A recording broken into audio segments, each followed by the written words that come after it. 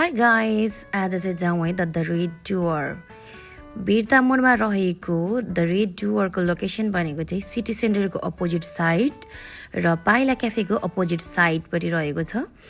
नजिकमा कन्के हस्पिटल पनि छ।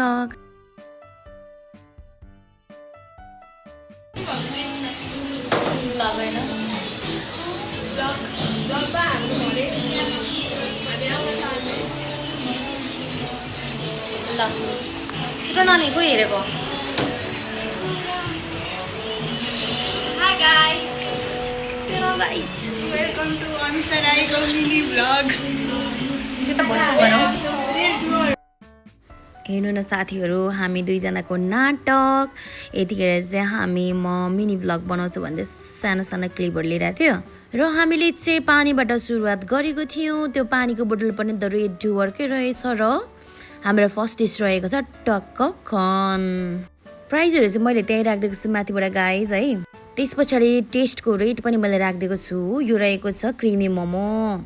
साँच्चीमा यो मोमो चाहिँ यस्तो मिठो थियो कि है, ओ माई गड भन्नै सकिँदैन। यो रहेको छ चाउमिन, यो पनि एकदम धेरै मिठो थियो है। हामीले चाहिँ प्याक गरेको पनि फेरि खनाएर खायौँ क्या। अनि यो रहेको छ झोल मोमो। प्राइस पनि मैले मेन्सन गरिदिएको छु, रेट पनि एकदम मिठो मिठो मिठो दामी नै थियो है त।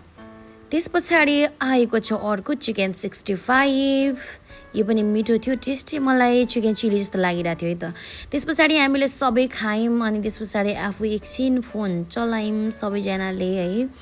फर्स्ट टाइम चिकन 65 र क्रिमी मोमो चाहिँ हामीले फर्स्ट टाइम ट्राई गरेको थियो है। अनि चाहिँ यति भन्दै मेरो भिडियो हेरिदिनु भएकोमा thank you so much. By by, next भिडियोमा भेटौँ।